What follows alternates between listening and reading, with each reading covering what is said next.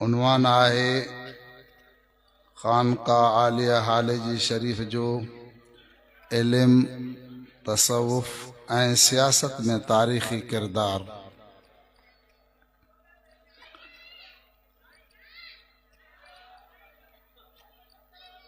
कुतुबुल अक़ताब मुर्शिदुल मुवाहिदीन हज़रत इमाम हमादुल्लाह हालेजवी नव्वरल्लाहु मरकदहू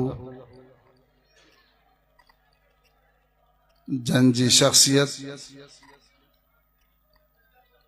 तारुफ जी मोहताज नाहे। अल्लाह ताला उन्हनि ते ख़ुसूसी मेहरबानी फरमाई ही जो इल्म जे हुसूल जे लाइ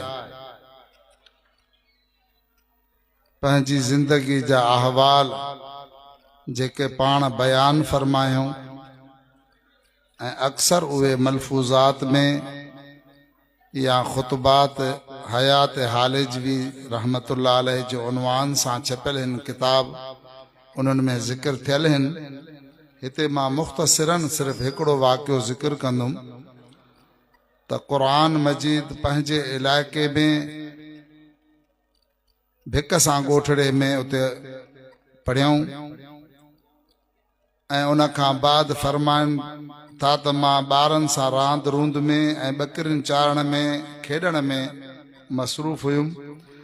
पढ़ाई ॾे तवज्जो न हुयो जो क़ुरान मजीद बि मुंहिंजो काफ़ी कचो थी वियो।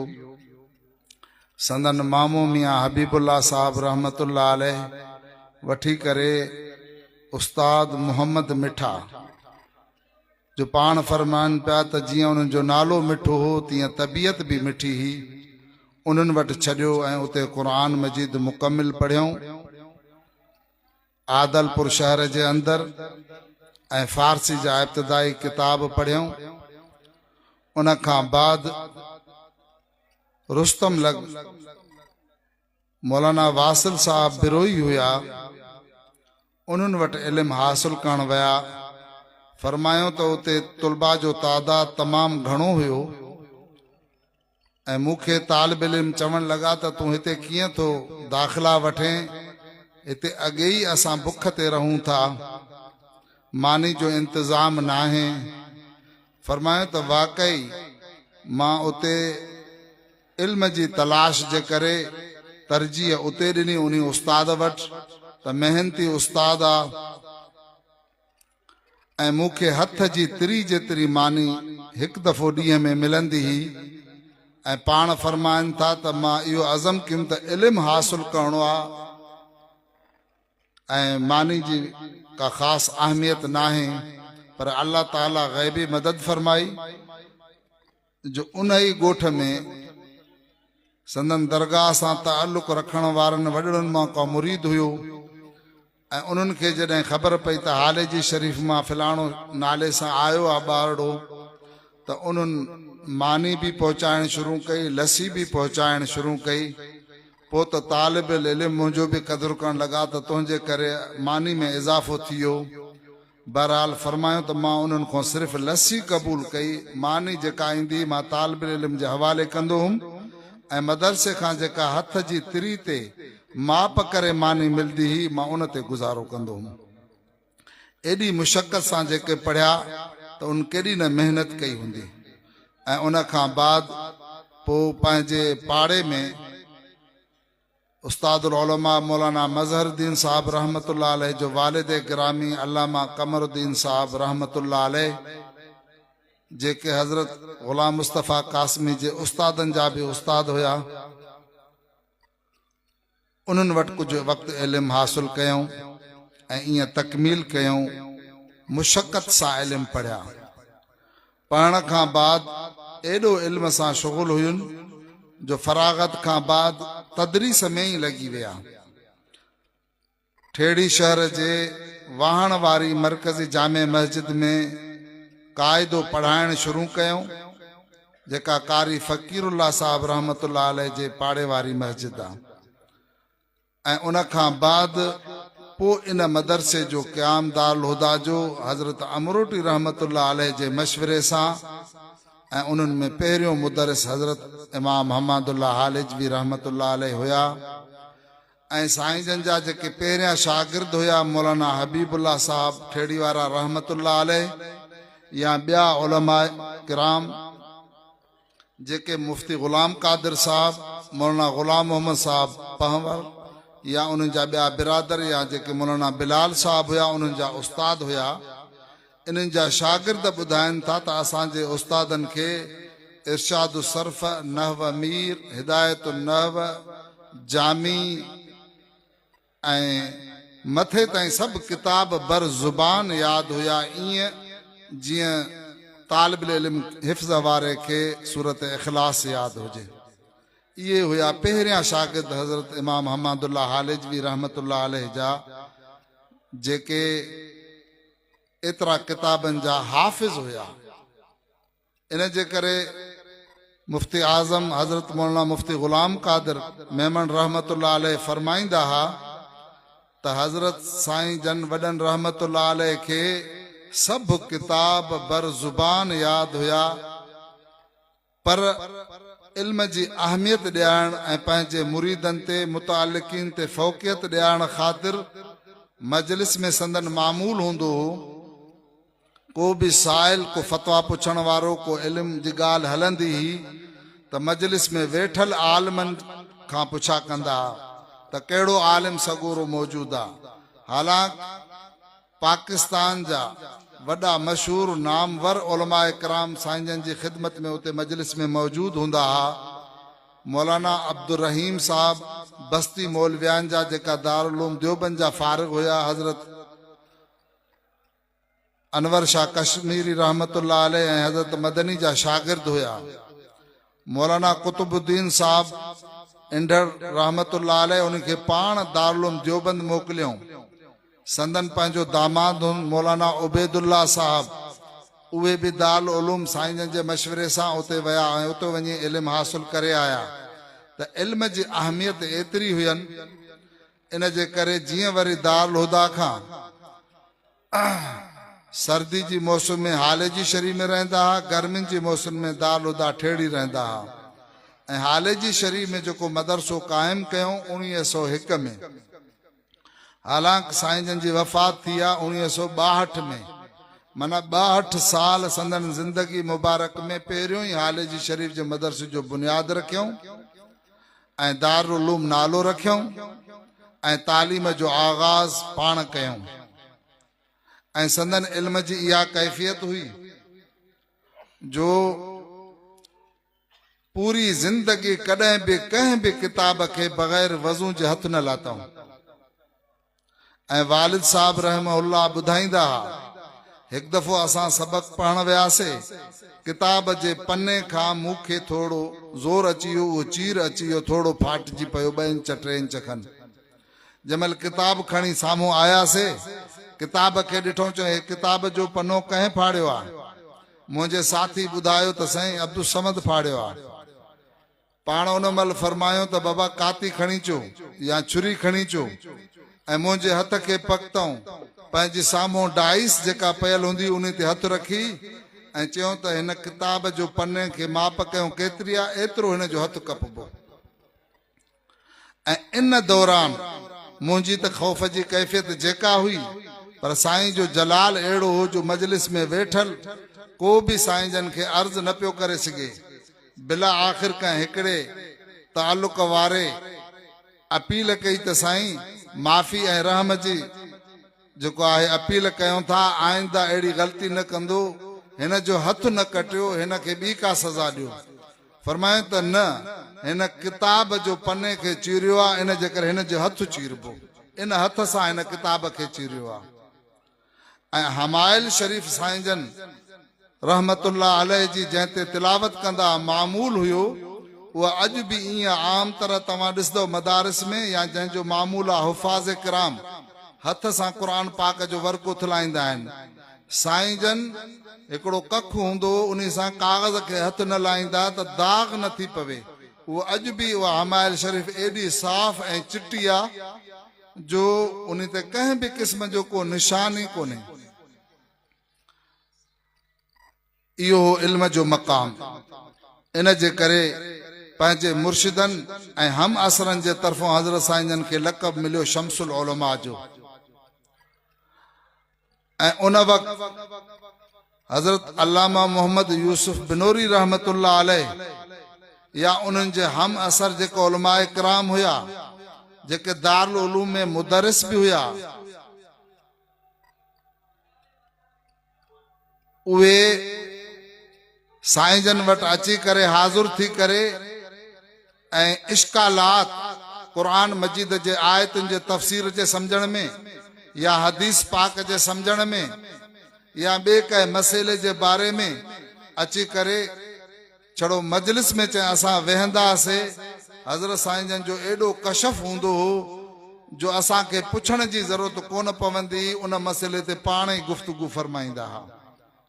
जो अचण वारे जी दिलि ते एतिरो असर हो, एतिरो कशफ हुयो जो सम्झी वेंदा हुआ त ही साइल हिन मक़सद जे लाइ आयो आहे। इहो अल्लाह ताला मोमिन बाने खे या बसीरत अता कंदो आहे। सो इन जे करे उन ते त अहले इल्म उलमाए किराम जेको लिखियो आहे, जो उन वक़्त जूं अहम शख्सियात शेखुल कुरान मौलाना गुलामुल्लाह खान रहमतुल्लाह अलैह बैयत ते मजबूर थिया। न त आलिम कंहिंजी बैयत ते जल्दी आमादा न थींदो आहे, उहो क़ुरान ऐं हदीस जी कसवटी सां मुर्शिद जी तलाश कंदो आहे, करामतनि खे न ॾिसंदो आहे। ऐं सैयद इनायतुल्लाह शाह बुखारी रहमतुल्लाह अलैह सां मुंहिंजी मुलाक़ात थी गुजरात शहर जे अंदरि 93 में। उन वक़्त में 95-96 साल उमिरि हुई।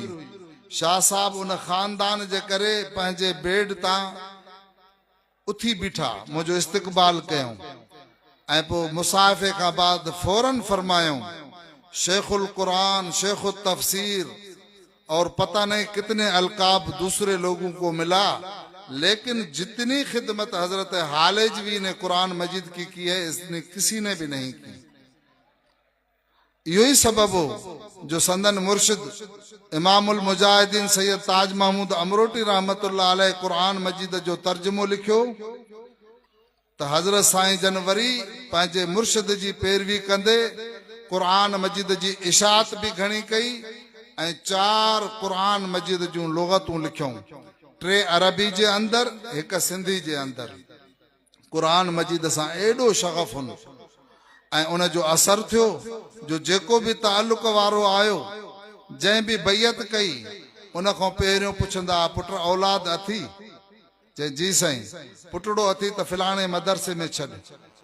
ऐं ईअं ई मौलाना अब्दुल रज़ाक मेखो रहमतुल्लाह अलैह ऐं ॿिया काफ़ी असांजे इलाइक़े जा जेके फौत थी विया आहिनि, काफ़ी आलिम सगोरा, उहे ॿुधाइनि पिया असां हज़रत जी ज़ियारत जे लाइ वियासीं, असांखे किरायो ॾेई ख़त ॾेई मौलाना हबीबुल्लाह ॾे मोकिलियो त वञी दारुल हुदा में दाख़िला वठी पढ़ो, या कासिमुल उलूम घोटकी जे अंदरि सैयद शेर मोहम्मद शाह ऐं रहमतुल्लाह अलैह ऐं ॿियनि सादात ॾे त हिननि खे इल्म पढ़ायो। हर ताल्लुक़ वारे खे दावती लिहाज़ सां ईअं मजबूर कंदा रहिया त क़ुरान सां ताल्लुक़ रहे। ऐं पंहिंजी पूरी ज़िंदगी जो इहो मामूल रहियो जो हमेशा ज़ोहर नमाज खां बाद फारिग थी हिकिड़ो सिपारो लाज़मी तिलावत कंदा हुआ। रमज़ान शरीफ़ में या जॾहिं फरागत हूंदी त तर्जुमो उन जो बि आवाज़ बुलंद करे ॿुधाईंदा हाज़रीन खे। इहा क़ुरान सां मोहब्बत हुई। ख़मीस जे ॾिहाड़े 2 सिपारा तिलावत कंदा हुआ क़ुरान मजीद जी, छो त जुमे जे ॾिहाड़े जमात घणी हूंदी ऐं ज़ोहर ते मामूलात जेके बयान बि हूंदो हो, इन जे करे उन जो इज़ालो पहिरियों ई ख़मीस जे ॾिहाड़े 2 सिपारा करे छॾींदा हुआ। इहो असांजे मुर्शिदनि जो अकाबिरीन जो क़ुरान सां ताल्लुक़। अॼु उहो ई क़ुरान मजीद आहे।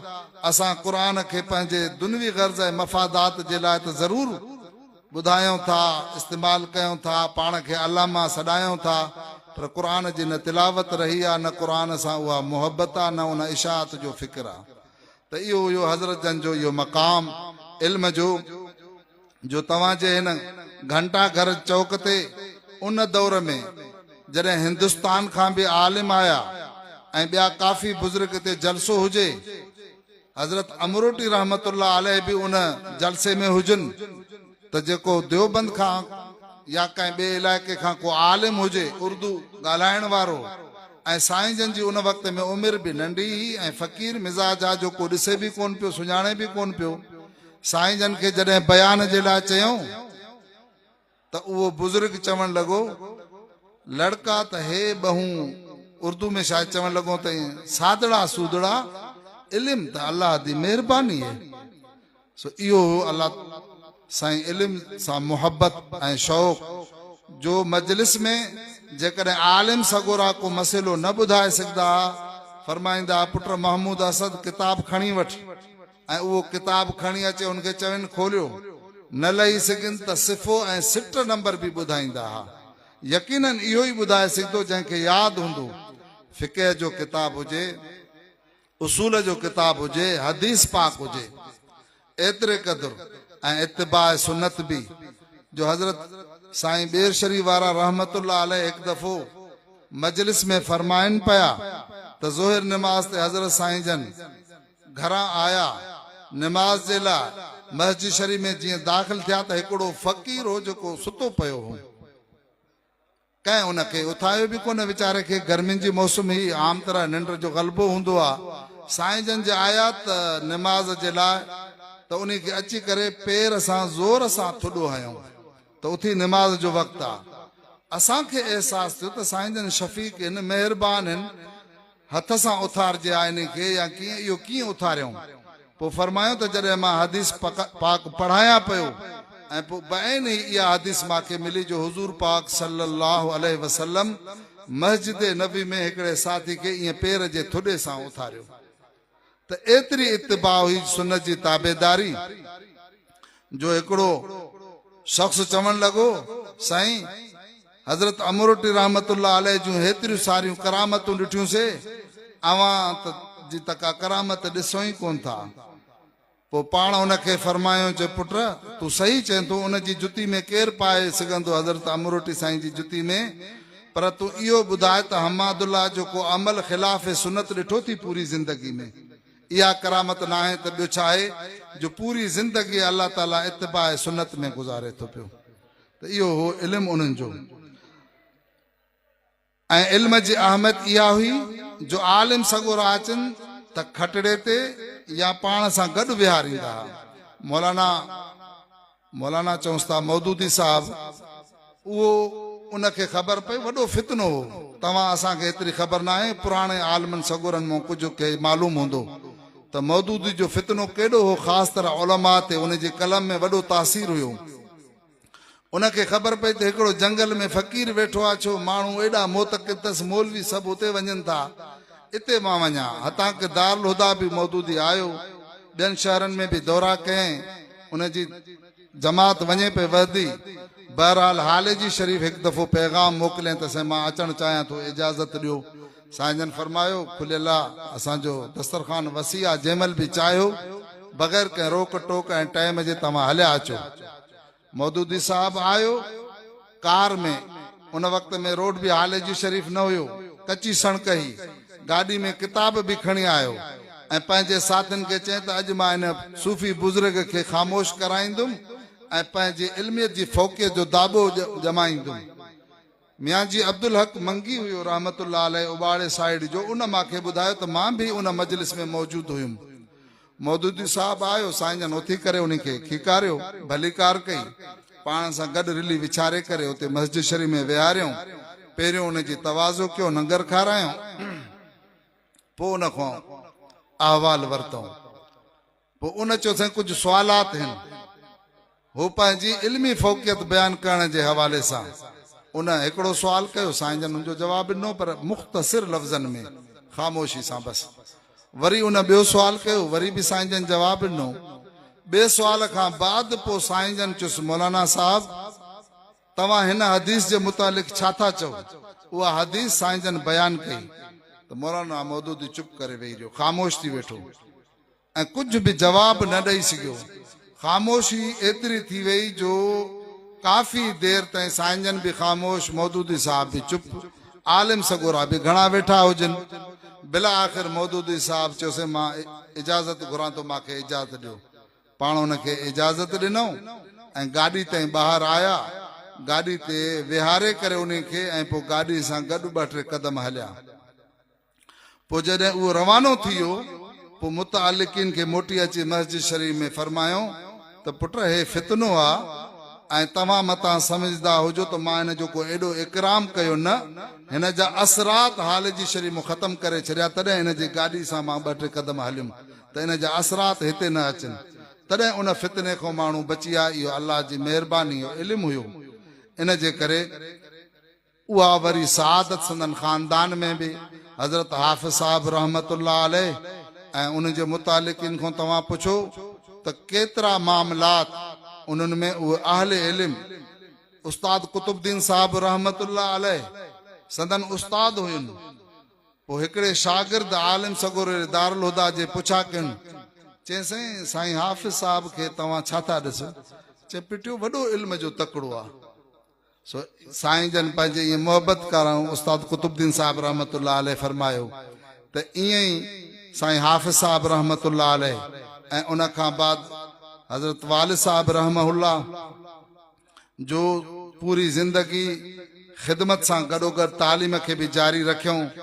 दरगाह ते नमाज़ पढ़ाइण, फ़क़ीरनि खे लंगर खाराइण सां गॾु असांखे साईं जन जी मौजूदगी में ऐं काफ़ी आलिम सगोरा हूंदा हुआ, सबक़ उन्हनि जे अॻियां पढ़ाइण, अहले इल्म जे अॻियां इहो मसइलो आहे, मसइलो सम्झाइण, बयानु करणु, वरी मुतालो हुजे, दर्स हाल जी शरीफ़ में ॾियणु, इहे सभु मामूलात। उन जे बावजूद बि अल्हम्दुलिल्लाह जो क़ुरान मजीद जो तर्जुमो बि लिखियऊं ऐं क़ुरान मजीद जो तफ़सीर पहिरियों पनो आकिल मदीनतुल उलूम जे अंदरि पढ़ायूं ऐं ॿियो दौरो जेको आहे हाल जी शरीफ़ में पढ़ायूं ऐं आख़िर ताईं किताबनि सां उन्स ऐं मुहबत जो साईं जन जी ख़िदमत में जेकॾहिं किताब अची वञे त पोइ सभु ॻाल्हियूं विसरी वेंदियूं। मजलिस जा ॿिया जेके वेठल अफ़राद उहे असर ॾिसंदा त केतिरा साईं जन महब आहिनि किताबनि में। ऐं ईअं ई हज़रत साईं अब्दुल माजिद साहब रहमतुल्लाह अलैह जंहिंजे लाइ फ़कीहुल असर हज़रत साईं मोहम्मद मुराद रहमतुल्लाह अलैह फरमाईंदा हा त मौलाना अब्दुल माजिद जे इल्म खे थोरा माण्हू मक़ाम सम्झनि था। तक़ीर वाइज़नि में जेके इल्मी नुकात बयानु कंदो आहे त असांजो अकुल दंग थी वेंदो आहे त इहो अल्लाह ताला हाल जी शरीफ़ ते इहे अनवारात इल्म जा अता कया। ऐं तसवुफ़ उहा तव्हांखे ख़बर आहे अल्हम्दुलिल्लाह, ऐं मकाले में मज़मून बि आहे, मारे चिठी बि अची वई आहे ऐं मज़मून बि तमामु वॾो, पर टाइम सफ़ा मुख़्तसिर या मजबूरी बि आहे। तसफ़ में जो हज़रत अमरोटी संदन मुर्शिद फरमाइनि था, असां जेको ॾुध वलियोड़ियोसीं उन जो मखण हमादुल्ला खणी वियो, हाणे लसी पिया था विरायूं। ऐं पंहिंजे मुतालिक़िन खे फरमायूं जेको साईं जन सां गॾु वियो अमरोट शरीफ़ फ़क़ीर पल, उनखे चयूं त मौली साहब खे जेको ॾियणो हो ऐं जेको पढ़ाइणो हो उहो सभु पढ़ाए छॾियोसीं, ॾेई छॾियोसीं। पहिरीं मुलाक़ात में एॾी अल्लाह जी महिरबानी, ज़ाहिर ॻाल्हि आहे जॾहिं थांव साफ़ हूंदो आहे उन में जेका बि शइ रखबी आहे त महफ़ूज़ थींदी आहे। त इहो हज़रत साईं जन जो इल्म जे दौरान, पढ़ाई जे दौरान ज़ाहिरी ॻाल्हि आहे त उहो जेको ज़ाहिर त तालीम ॾे हुयो, पर गॾोगॾु तसवुफ़ जे लाइ, तज़किये नफ़्स जे लाइ बि तमामु घणो मुजाहिदा कयूं। एतिरे क़दुरु जो हाले शरीफ़ खां उतर तरफ़ ते थोरे फ़ासिले ते उते हिकिड़ो खूह हो, उन जे भिक सां हिकिड़ो वॾी खॾ हुई। पोइ उन खॾ में संदन मौली महमूद हुसैन साहब फरमाईंदा हा, उन में साईं जन पूरो साल गुज़ारियो, माना चिला कशी कयूं। ऐं इहा बि रिवायत मिले थी तरतीब सां त साईं जन सिर्फ़ु खजूर ते रोज़ो रखंदा बि हुआ, रोज़ो खोलींदा बि हुया। एतिरा मुजाहिदा ऐं चिला कटियूं तसफ़ में।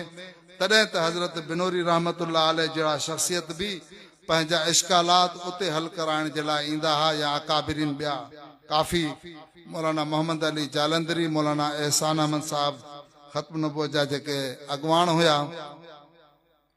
त इहो मक़ाम हुयो तसवुफ़ जे अंदरि।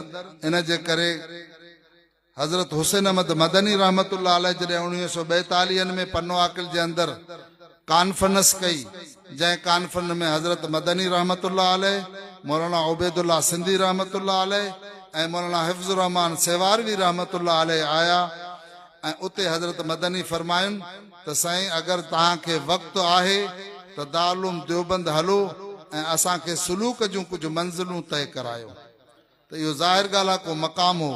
ऐं हज़रत मदनी रहमतुल्लाह अलैह जो बिरादर जेको मदीना मुनव्वरा में रहंदा हुआ, उहे जॾहिं हिंदुस्तान आया, उन्हनि खे मशवरो ॾिनो त जेकॾहिं तोखे वक़्त जे वली कामिल सां ज़ियारत करणी आहे, मिलणो आहे, त पोइ हाले जी शरीफ़ वञ।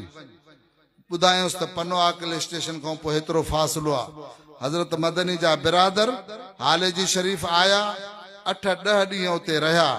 हालांकि अॻ में कंहिं ॿिए सिलसिले में हुया, पोइ वरी हज़रत सां बैयत कयूं, चूंकि नेक साले हुया ऐं उहे सिलसिले में सबक़ पूरा करे ऐं हज़रत साईं जन इजाज़त ॾिननि, पोइ रवाना थी विया।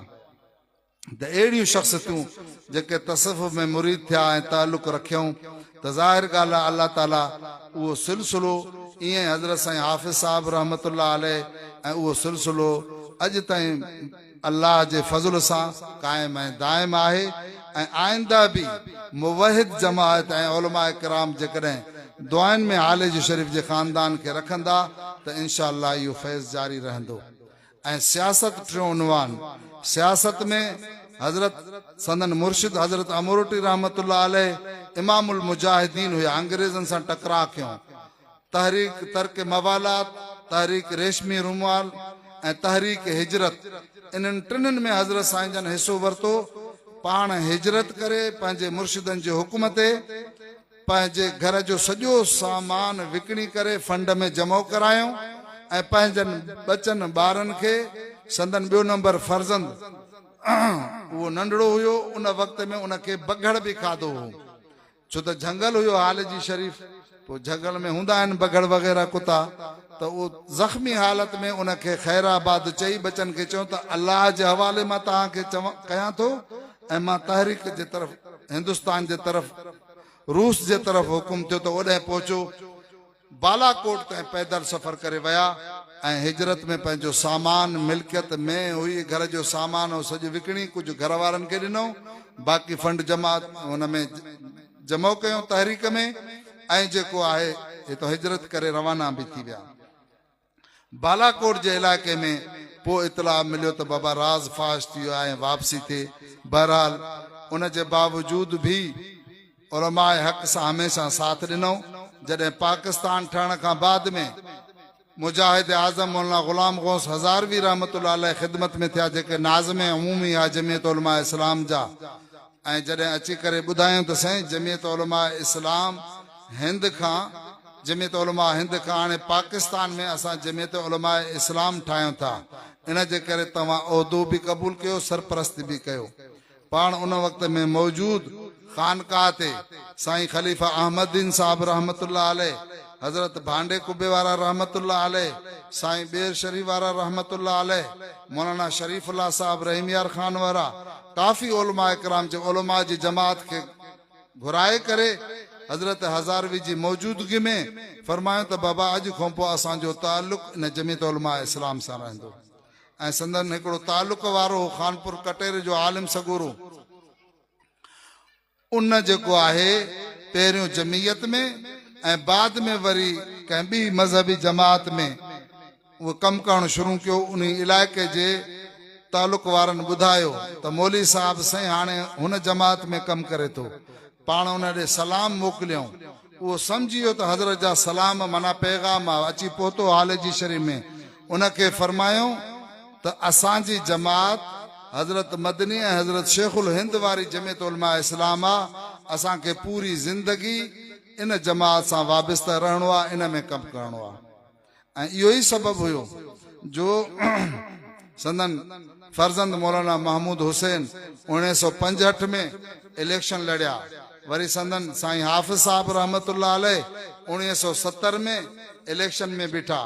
असांजा वालिद साहब रहमतुल्लाह अलैह 1988 में, 1990 में, 1993 में हिते सखर शहर जे अंदर हिते इलेक्शन लड़िया बग़ैर कंहिं असबाब ऐं सामान जे। पर सिर्फ़ इहो त वॾनि जी तरबियत इहा हुई जो सियासी ज़हन ठहियल हो, इन जे करे अल्हम्दुलिल्लाह उन अकाबिरीन जे करे असांजे ज़िले सखर जमियत जो मरकज़ रहियो आहे। बैतबार ॿियनि ज़िलनि जे इनखे मरकज़ी हैसियत तोणी जो तव्हांखे अॻोड़े ॿुधायो त 3 ज़िला थी वियो हाणे।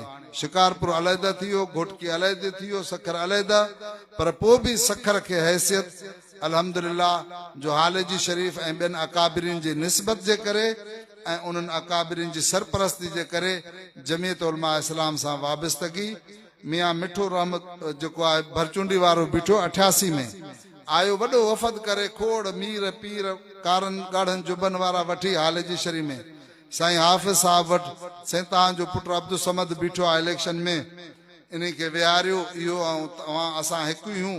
भरचुंडी शरीफ़ जो असुल फैज़ आहे, तव्हां भरचुंडी जा मुरीद हो। साईं जन उनजो अहवाल ॿुधी फरमाइसि मियां साहब इहा हक़ीक़त आहे त असांजा भरचुंडी शरीफ़ जो फैज़ आहे, असांजा ॾाढा मुर्शिद हो। असांखे तव्हांजे लाइ इज़त आहे ऐं तव्हांजे चेहरे ते सुन्नत आहे। तव्हां आलिम दीन लॻो था, गादी वारा लॻो था, तव्हां माई जी कॾ छो लॻा हो? औरत जी कॾ तव्हांखे मुनासिब आहे? त मियां साहब चुप थी वियो।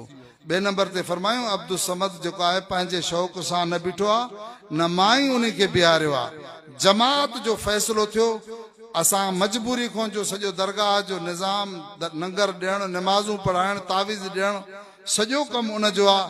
पर जमात जो हुकुम लबैक चई करे असां अब्दुल समद खे अल्लाह जे हवाले ऐं जमात जे हवाले करे छॾियोसीं। त एॾिन सारनि मजबूरियुनि जे बावजूद बि ऐं मौलाना मोहम्मद अज़ीम खे 88 में ख़त लिखी ॾिनो ऐं त वञ हज़रत बेर शरीफ़ वारनि खे चयो त तव्हां बि इलेक्शन में फार्म भरायो। पर हज़रत जन पंहिंजूं मजबूरियूं ॿुधायूं, जो शनाख्ती कार्ड जो मसइलो, तस्वीर जा मसाइल, ॿियूं को अहम मजबूरियूं, ऐं पंहिंजे तालुक़ वारनि खे उबाड़े में शिकारपुर में जेके दरगाह सां ख़ासि तालुक़ रखंदड़ हुया उन्हनि खे चयूं साईं हाफ़िज़ साहब रहमतुल्लाह अलैह त तव्हां जमात जे प्लेटफार्म ते इलेक्शन लड़ो त जमात मज़बूत थींदी। ऐं अल्हम्दुलिल्लाह उनजी इहा सियासी बसीरत थी। ऐं उन खां बाद वालिद साहब जो ज़िले सखर जा अमीर थिया, काफ़ी साल रहण खां बाद सूबे जा तांद में आख़िर सूबे जा अमीर रहिया। ऐं उन खां बाद असांजा हज़रत साईं नक़ीब जमियत साईं अब्दुल कयूम साहब दामत बरकातुमुल आलिया सूबे जा अमीर भी आहिनि ऐं मरकज़ में भी नाइब अमीर आहिनि। त इहो हालेजी शरीफ़ खे एज़ाज़ आहे, जमात सां एतिरी सची वाबस्तगी आहे जो इन जे करे सियासत में भी इब्तिदा खां वठी हलंदा अचनि था। अल्लाह ताला असांखे ऐं असांजे तालुक़ वारनि सभिनीनि खे जमात सां सही नमूने सां साबित क़दमी सां कमु करण जी ऐं रहण जी तौफ़ीक़ अता फ़रमाए, तां दमे हयात। ऐं उन खां बाद पंहिंजे वॾड़नि जी मिशन नक्श कदम ते तज़किए नफ़्स जे लाइ बि तौफ़ीक़ अता फ़रमाए। ऐं अल्लाह ताला इल्म वारे नूर सां भी असांखे मुज़यन फ़रमाए। व आख़िर दावाना अनिल हम्दुलिल्लाहि रब्बिल आलमीन।